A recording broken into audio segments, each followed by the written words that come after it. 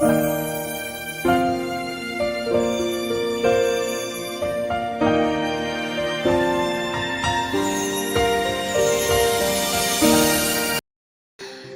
shalom, shalom les anges, bonjour les anges, heureux encore de nous tenir devant vous ce matin par la grâce du Seigneur. J'espère que vous allez bien, nous allons très bien. Alors aujourd'hui sur notre chaîne, nous allons recevoir pour la toute première fois un orateur, un serviteur de Dieu, c'est le frère Gracia. Bonjour. Bonjour. Je vais le laisser se présenter à vous. Merci, moi c'est mon frère Gracias, comme a su le dire la sœur, et je suis évangéliste.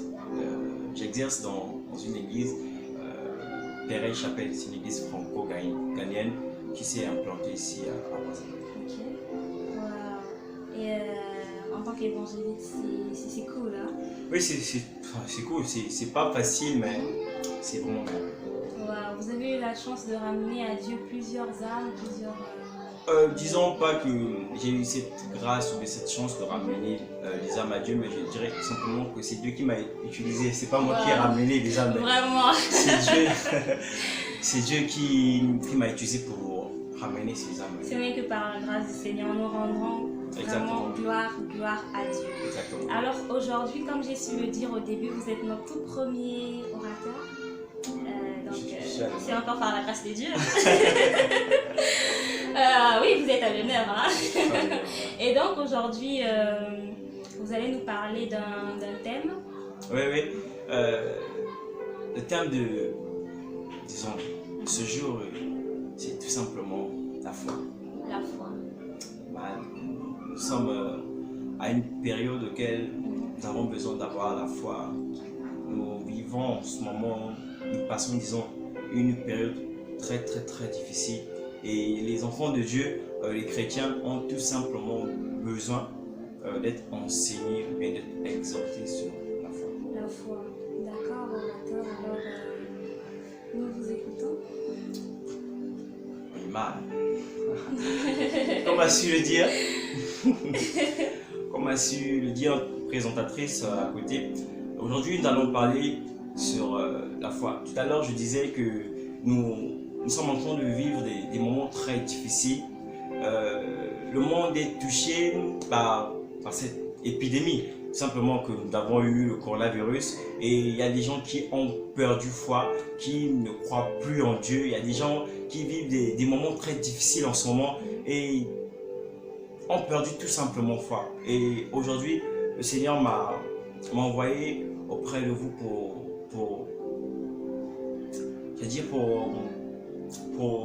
augmenter encore tout simplement la foi de quelqu'un, tout simplement que la foi de quelqu'un puisse encore s'allumer. Et à travers l'enseignement d'aujourd'hui, je suis sûr et certain que le Seigneur vous fera du bien. Amen. Et sans trop tarder, nous irons tout simplement dans le livre de Marc. Le livre de Marc, le verset 10. Marc 10, excusez-moi. Nous allons prendre le verset 47. Donc, nous allons prendre le verset 46. On lit le verset 46 à 51. Et je lis le Seigneur. Et ils arrivèrent à Jéricho. Et comme ils sortaient de Jéricho avec ses disciples et une grande foule, Bartimée l'aveugle, le fils de Timée, était assis sur le bord du chemin et mendiait. Et ayant entendu dire que c'était Jésus de Nazareth, il se mit à crier et dire: Fils de David, Jésus, aie pitié de moi. Et plusieurs le reprirent afin qu'il se tue. Mais il criait de temps plus fort: Fils de David, aie pitié de moi. Et Jésus, s'arrêtant, dit qu'on l'appela, et ils appellent l'aveugle, lui disant: Aie bon courage, lève-toi, il t'appelle. Et jetant loin son vêtement, il se leva en hâte et s'en vint à Jésus. Et Jésus, répondant, lui dit: Que veux-tu que je te fasse? Et l'aveugle lui dit tout simplement: Rabboni, que je retrouve la vue. Et Jésus lui dit: Va, ta foi t'a guéri. Et aussitôt, il recouvra la vue et le suivit dans le chemin.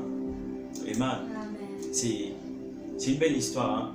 Et je peux vous assurer l'une des belles histoires que moi j'aime dans la Bible, c'est l'histoire de Bartimée. La Bible nous dit tout simplement que Bartimée était quelqu'un qui était désespéré de la vie. Bartimée était une personne qui ne croyait plus en lui, qui ne croyait plus qu'un jour il retrouvera la vie. Bartimée était une personne qui vivait différemment des autres. Vous savez, lorsque vous êtes aveugle, lorsque vous ne pouvez pas voir, c'est impossible pour vous de travailler, c'est impossible pour vous de faire certaines choses. Disons que être aveugle nous limite tout simplement à s'épanouir. Et nous pouvons voir comment Bartimée était en train de souffrir. Nous pouvons voir comment Bartimée était désespéré de ce qu'il est en train de vivre. Mais la Bible nous raconte tout simplement un truc que un jour, Bartimée a rencontré Jésus-Christ. Un jour, Bartimée, malgré tout ce qu'il vivait, malgré les périodes difficiles qu'il vivait, malgré le fait qu'il était en train de souffrir, malgré le fait qu'il était assis sur place, il ne pouvait pas se déplacer. Il avait besoin que les gens puissent le déplacer, les gens puissent le emmener dans un endroit quelconque. Mais la Bible dit que ce jour-là, Bartimée a rencontré Jésus-Christ. Il arrive que nous passons des moments tellement difficiles. Il arrive que nous passons des moments qui nous poussent à nous donner la mort. Des moments auxquels parfois nous disons que Dieu nous a oubliés. Des moments qui nous poussent tout simplement à dire que Dieu n'existe pas. Parfois, on passe des moments auxquels on a besoin de l'aide des autres. On a besoin que les autres nous soutiennent, les autres puissent nous transporter, les autres puissent nous aider. Des moments difficiles. Mais cet après-midi, je viens tout simplement pour te dire que l'homme de Galilée est là, que Jésus-Christ est là. La Bible dit que Bartimée était assis. Bien aimé, il était aveugle. Il ne pouvait pas voir. Il ne pouvait qu'entendre. Il ne pouvait pas voir. Mais la Bible dit, ce qui est intéressant, la Bible dit que Bartimée auparavant, il a entendu parler de Jésus de Nazareth. Bartimée a entendu parler de l'homme de Galilée. Bartimée a entendu parler de celui qui pouvait guérir, de celui qui pouvait chasser les démons. C'est comme toi. Tu vis des moments difficiles. Tu vis des périodes très difficiles. Mais tu as entendu parler de Jésus-Christ. Tu as entendu parler de celui qui est capable de changer ta situation. C'est sûr que tu as eu à entendre des témoignages disant qu'il y a quelqu'un qui était aveugle, il y a quelqu'un qui n'avait pas d'enfant, il y a quelqu'un qui n'avait pas de diplôme, il y a quelqu'un qui n'avait pas de travail. Mais parce qu'ils ont connu Christ, parce qu'ils ont rencontré Jésus-Christ, ces personnes aujourd'hui ont une vie exceptionnelle. Garde la promesse qu'il a faite et il va le réaliser. Peu importe ce que tu vis en ce moment, peu importe les montagnes qui s'élèvent en face de toi, peu importe les problèmes, peu importe les tracasseries, le Seigneur te dit tout simplement, mets ta foi. Et je vais prier pour toi. Je vais prier pour ta foi. Je veux prier que le Seigneur augmente encore ta foi. Que le Seigneur fortifie encore ta foi. Père, dans le nom de Jésus-Christ, je prie encore, Seigneur, pour toutes ces personnes qui sont en train de nous regarder. Toutes ces personnes qui ont perdu foi. Toutes ces personnes, Père, à cause d'une situation, à cause d'un problème, Père, qui ont perdu foi, qui ont passé, Seigneur, l'éponge, Seigneur, à toi. Cet après-midi, Seigneur, je prie que tu les visites. Je prie, Seigneur, que tu augmentes encore la foi de celui qui était désespéré. Celui qui avait dit c'est fini pour moi. Celui qui avait dit que c'est impossible que je sorte de cette situation. Mais je prie cet après-midi que tu sois visité par le Seigneur.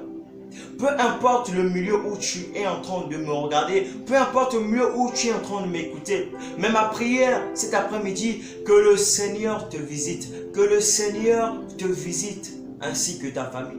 Que tu sois visité, que tout obstacle qui t'empêchait à t'épanouir, qui t'empêchait à aller vers ta destinée cet après-midi, parce que tu as suivi cette émission, parce que tu as mis ta foi en place, que le Seigneur te délivre au nom puissant de Jésus-Christ. Amen. Amen. Amen. Amen, merci. Et avant de conclure, il y a aussi cette histoire qui monte dans mon cœur. Vous voyez, C'est comme l'homme de Dieu a su le dire, la foi est la ferme assurance des choses que l'on espère. C'est une démonstration de ce que l'on ne voit pas. Lorsqu'on espère en quelque chose et lorsque nous mettons notre foi, nous mettons notre foi et c'est en fait c'est cette chose-là, c'est cette foi-là qui va nous permettre d'arracher certaines choses au ciel. C'est cette foi-là qui est pour nous chrétiens comme un sixième sens. Et même lorsqu'on voit l'histoire de Anne, elle a été moquée par sa rivale. Exactement. Elle a été, si je peux me permettre, elle a été marginalisée, elle s'est fait humilier. Mais Anne a persévéré dans la foi jusqu'à ce que Dieu a entendu ses prières, jusqu'à ce que Dieu a donné ce que son cœur désirait, Dieu lui a donné ce que son cœur voulait. Amen. Et man, j'aimerais rajouter un truc sur ce que tu viens de dire sur Anne. C'est vrai que Anne a persévéré dans la foi. C'est vrai que Anne a persévéré dans la foi, mais on oublie un truc, un caractère. Anne n'a pas seulement persévéré, mais la Bible dit que Anne ne cessait de prier. On peut persévérer, en fait on est là assis, on dit juste par des paroles, oui c'est vrai, j'aurai ça, ça viendra. Non, exactement. Mais Anne, elle a persévéré au fait dans la prière, c'est ça tout simplement. Donc pour avoir certaines choses à dire, pour débloquer certaines choses dans notre vie, il faudrait pas seulement se baser sur la foi, mais il faudrait aussi prier aussi, c'est ça en fait, agir tout simplement. Et c'est en agissant que l'on déclenche aussi notre foi. Amen, amen.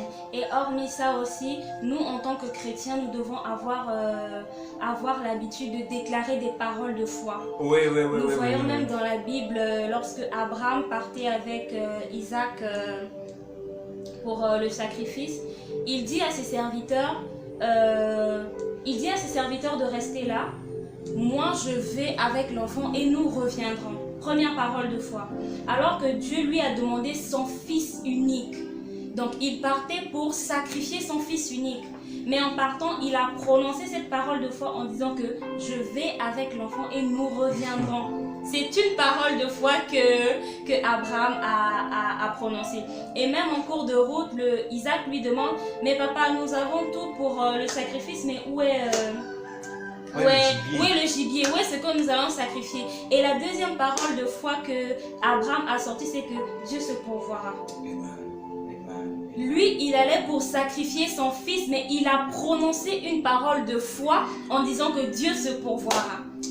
Donc, c'est ce message, c'est ce que Dieu a mis au cœur du frère, de notre frère Gracias, afin de partager avec vous. Nous sommes très contents d'avoir partagé ces instants avec vous et j'espère que cette émission vous bénira. Alors n'oubliez surtout pas de vous abonner à la chaîne, de partager, de liker et que le Seigneur vous bénisse. Au revoir mon frère. Au revoir.